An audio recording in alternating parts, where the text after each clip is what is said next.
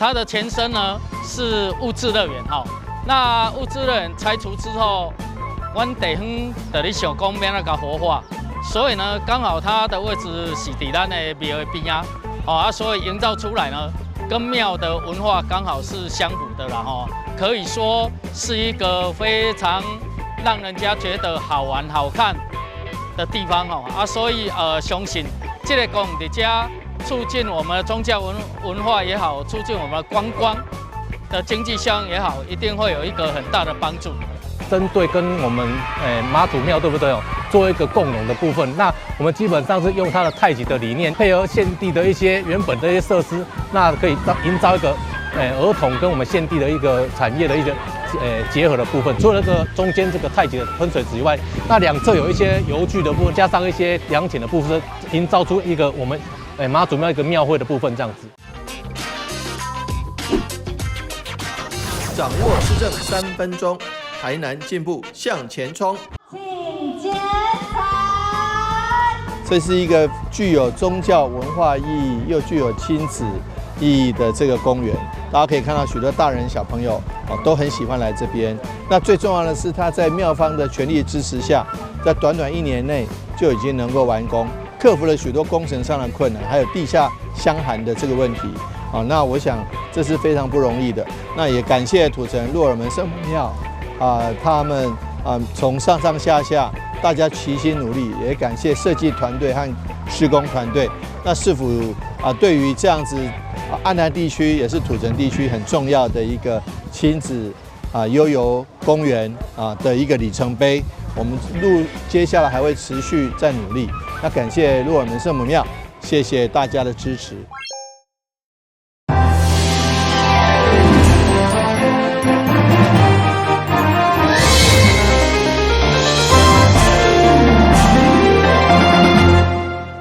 大家好，我是陈美纯，欢迎收看6月19号礼拜3的中嘉台南地方新闻。台南国际双叶节将在6月22号登场。台南市政府除了协助农民拼外销以外，嘛要甲所有的民众来分享。而且今年阁推出无共品种的双叶包装，同时甲侪饭店店家合作，将双叶做成料理，推出双叶美味地图。选个全台南拢是双叶节。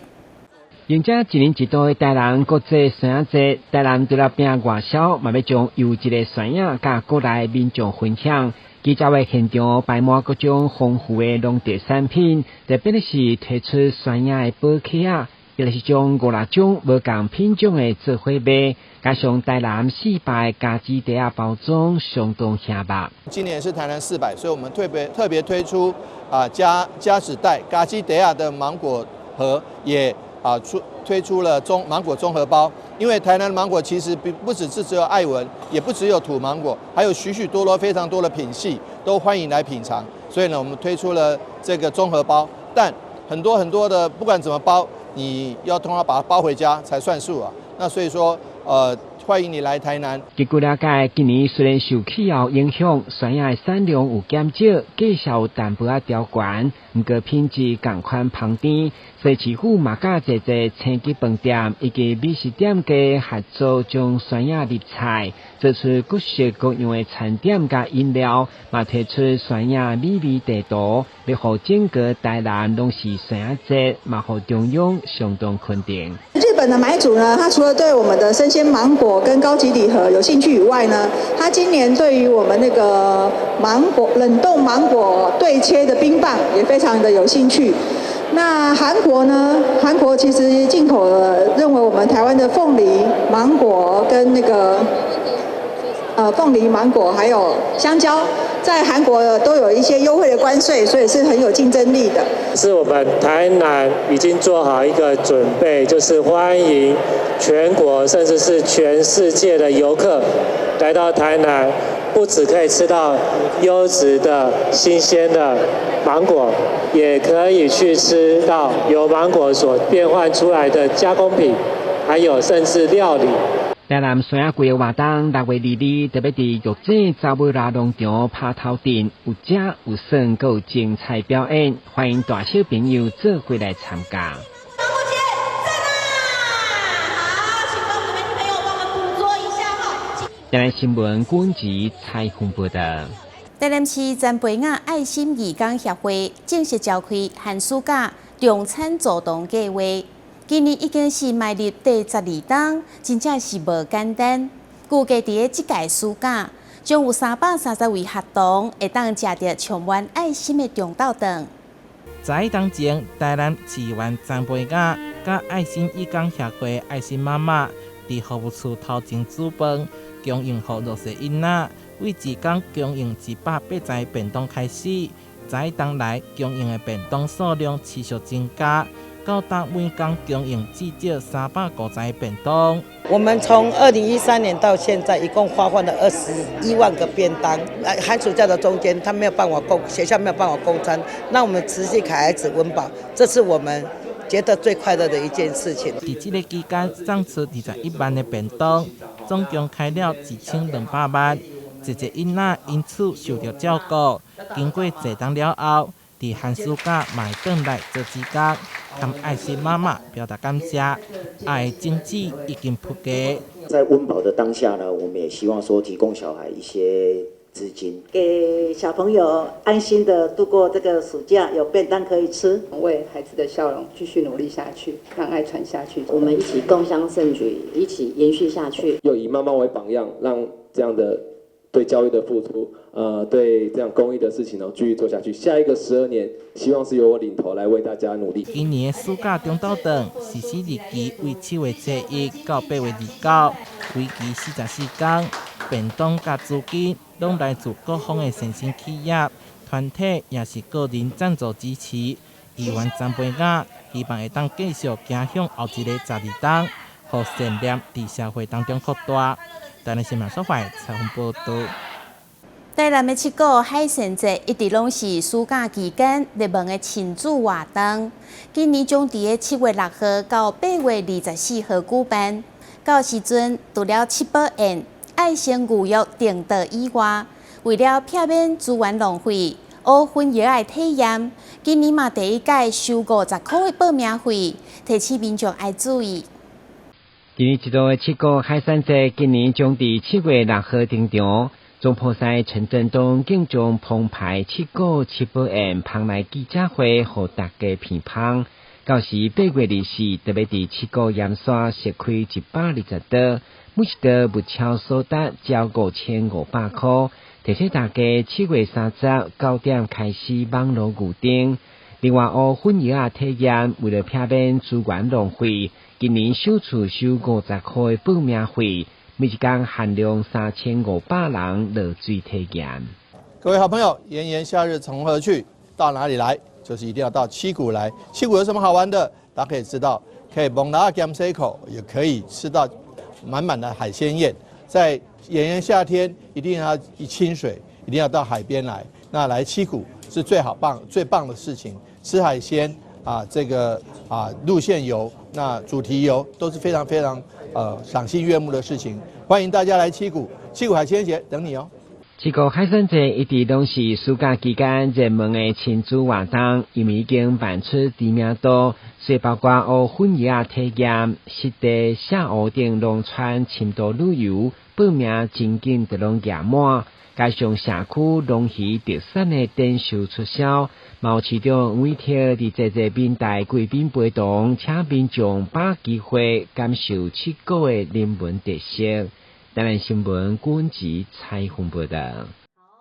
3档1颗的屏东鸭王平安祭典将伫今年9月登场。大坪湾产业联盟计划用7天的时间，骑自行车环岛，宣传屏东鸭王，并且打造屏东鸭王的品牌。19号第一站来到台南市，现场拍卡得送屏东鸭王纪念的面巾。希望号召民众做伙体验鸭王的感动。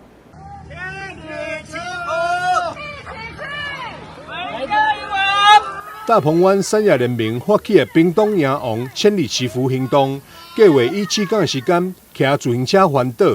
今年总共有13位屏东乡亲骑专程，有20多位大鹏湾观光产业联盟的成员响应行动。7天的环岛骑行活动，除了是要宣告迎王这项宗教圣事即将到来，也向伫外地打拼的屏东乡亲发出返乡迎王的邀请。屏东迎王，千里祈福，一起去回家迎王。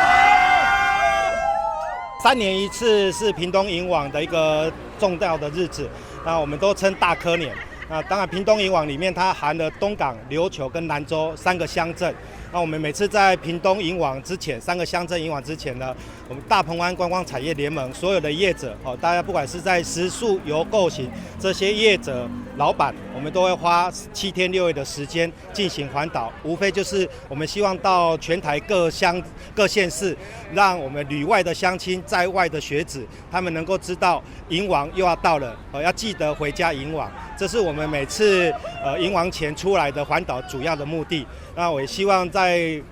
各县市的乡亲都能响应这样的活动。当然，我们每到之处，乡亲也到未来我们加油打气。然后我们也会赠送一个小礼物，也就是迎王的毛巾作为回馈。千里祈福的第一站来到台南棒球场，在现场聚集了数十位乡亲为车队加油打气，展现台南人的热情。他们屏东迎王就已经有参加过那个自行车迎王的那个活动，然后祈福啊，所以我那时候是去屏东东港东龙宫的时候领取的。那因为他有在脸书发布说他们这次会全省的那个环岛，然后刚好有来到我们台南站，所以呢，我特地过来领那个屏东迎王的毛巾。觉得他们很辛苦，为了王爷，为了这次东港迎王，大家一起努力，然后屏东迎王还有小琉球、南州，大家一起努力，然后骑出来，大家一起分享。顶一颗是逆时针环台，今年采顺时钟驶行，途经台南、嘉义、台中、承德、桃园、台北、新北、基隆、宜兰、花莲、台东等县市，预计将伫咧6月25號到达终点站东龍宮。也欢迎各地民众伫各停靠站为车队加油打气，有机会会当领取到限量的屏东迎王纪念面巾。记者张秀维采访报道。中央新闻在基隆，中嘉新闻在台北，中嘉新闻在新北，中嘉新闻在桃园，中嘉新闻在台南，中嘉新闻在高雄，忠实呈现最佳新闻。每周六下午1点，请锁定高雄都会台中嘉新闻周报，带给您最在地的观点，最有人情味的报道。台湾好新闻就在中嘉新闻周报。台南三乡花园水道博物馆去年出现2只菱角桥，亲像徛卫兵同款，定时定点出现。不过今年2月突然间无去，官方想讲是受到干扰去别位做秀。不过最近再度发现加了2只细只菱角桥，非常的高追。睁着圆圆的大眼睛，站在树上动也不动，但有风吹草动就立即转头警戒。去年8月，台南花园水稻博物馆出现2只保育类菱角鸮，今年2月却突然消失，让不少人感到可惜。但馆方日前又再度发现它们的踪迹。这2只菱角鸮不但回来了，而且还带了3只的小菱角鸮回来，呼吁游客能够来这个地方的时候，尽量的放松享受，但是不要去打扰他们，让这里能够让他们继续在这里生殖繁衍。菱角鸮一家5口回来定居，馆方又惊又喜。专家指出，园区内树木高大，枝叶茂密，隐蔽性够，菱角鸮有昼伏夜出的特性，所以被选中栖息。这也解释为何先前会常定点出现。对于夜行性的动物来讲，它们最敏感的就是噪音。白天有人的活动，那夜间呢，大部分是处于没有人的状态。那这样子的条件对于菱角鸮来讲是非常的合适的。水稻博物馆是国定古迹，有着多元生态。之前就曾有保育鸟类黄鹂、朱鹂现身，还有黑冠麻鹭、竹巢育雏，加上这次菱角鸮家族，都有重要自然保育意义。未来也将持续深耕环境议题，发挥教育功能。记者说怀台南报道。基美病院19號舉辦2024年再次激情照護國際研討會，邀請來自美國、新加坡、日本及台灣的專家，佮来自全台医疗团队分享各国推动伫厝急症照护宝贵经验，以及前瞻性的见解，吸引将近300位的医疗护理长照人士来参与。奇美医院帮健保署推广在宅急症照护示范计划，将于今年7月1日开始实施。随着人口高龄化，居家医疗需求与日俱增，加上新冠疫情改变民众就医习惯，在宅急症照护俨然成为未来医疗关键的趋势。今天我们邀请的3个国家，从美国、新加坡、日本，那还有我们台湾的贵宾来为我们讲解在宅住院、在宅急症照护的最新发展。奇美医院是台湾第一家医院来推动在宅住院、在宅急症照护，让患者能够在家里享受到幸福的医疗。那我们这一次也帮忙健保署来推动在宅急症照护的这个计划，很高兴在7月1号上路。在上路之前，我们特别邀请国际的贵宾来交流国际的经验，也协助台湾在宅急症照护的推动，希望能够顺利的上线。身为在宅急症照护领头羊的奇美医院，上午特地举办国际研讨会，邀请美国、新加坡与日本和台湾专家分享各国的经验。由美国哈佛医学院助理教授，同时也是麻省总医院的急诊医师 Jerry 分享透过科技提供患者在家高品质的医疗服务，以及新加坡圣港综合医院资深急诊顾问 Jun 分享该院2年来在宅急症照护的经验与新的医疗照护模式。我们要怎么样把高品质的医疗照护带给患者，让他们在居家的舒服的环境呢，就能享受高品质的医疗照护。我们在美国，在很多全世界的地方都看到说，在宅这个急症照护的模式啊，能够为患者提供更好的预后医疗体验，也能降低相关的医疗成本。那也非常开心哦，奇美医院作为台湾推广在宅急症照护的领头羊，能够来受奇美医院的邀请，来这边做分享，那让大家知道说，透过科技善用科学，我们也能够安全的提供患者在家高品质的医疗服务。今天很高兴受奇美医院的邀请来分享新加坡在宅急症照护模式的这个经验哦。我们新加坡已经推广大概有2-3年的这个示范期了。那今天很荣幸能够来台湾分享新加坡的体验，让大家更了解这个新的医疗照护模式。研讨会除了邀请各国学者专家，还有台湾在宅医疗学会、中华民国护理师公会全联会与国内医疗、护理与长照等专业人士参与，希望透过交流汲取国际经验，为台湾在宅急症照护的发展注入新的动能，造福更多的民众。记者林根台南报道。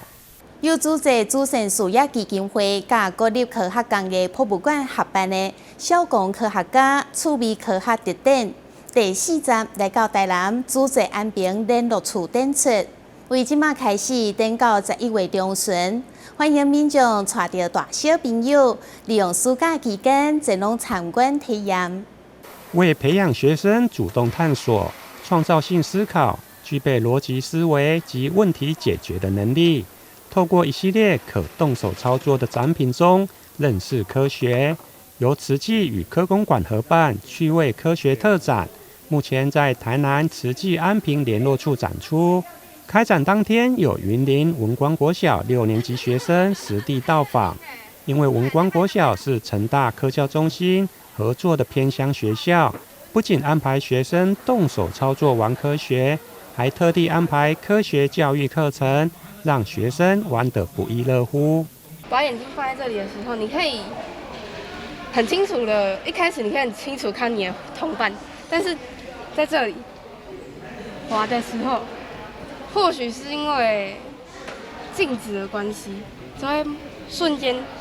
会慢慢的看不到你面前的这一个人，他就会慢慢的变到你的手，他就会忽然不见，所以我觉得他非常神奇。那我们知道我们1分钟会消耗多少的卡路里，然后会踩多少的那个，然后让我们知道就是运动可以消耗卡路里，然后有益健康。边比较新奇的地方？看得到东西都是倒立的，即使那个人站得很远，就是一样可以放大很清楚的看到他。可以让小朋友直接从课本上的知识看到实际的物品、实际的器具，然后实际跟生活上做结合，让这些实用的知识呢更能够具体的把它展现出来，对学生的一些实作的能力是有相当大的帮助。趣味科学特展分为4大主题，有力学、光学、电学与生理医学，以及相关典范科学人物，带领大家进行体验与操作，感受科学家们不断的实验与测试的科学精神。记者林根台南报道。金车文教基金会甲台湾国际青年文化交流协会合作，支持德国青年志工来到台湾教育资源较欠缺的乡镇，进行规档的教育交流。志工分别伫盐汉国中、甲西埔国小服务，希望透过强化国际文化交流，有近城乡教育的资源差异。长期关注教育议题的金车文教基金会，这次与台湾国际青年文化交流协会共同合作，邀请2位来自德国的青年志工来到台湾偏乡学校及双语教育重点学校，进行整年度的英语教学及文化体验课程。如此，不但可以为学生增加国际视野，同时也能让世界看见台湾，创造多赢。飞扬国际的这个计划，我们觉得是一个3赢的计划，不只对来的外籍老师，他们可以更了解台湾的文化，然后更了解台湾的风土民情。另外，他对学校也是一个就是让学生们可以接触到不同的国家的外籍老师。 Agnes 来到我们学校，给予我们学生带来很多的特别的东西，例如因为他是德国人，所以他给我们一些德国的文化。那当然他也入班来跟孩子用英文来对话。那我们也办了很多的相关的活动，像万圣节有很多的活动，像圣诞节这些活动，那让台湾跟德国怎么样去过这个节有不同的看法。来自德国的 Agnes 曾在家乡学过3年中文，在课堂上不时会用中英文交替讲课，很受到学生欢迎。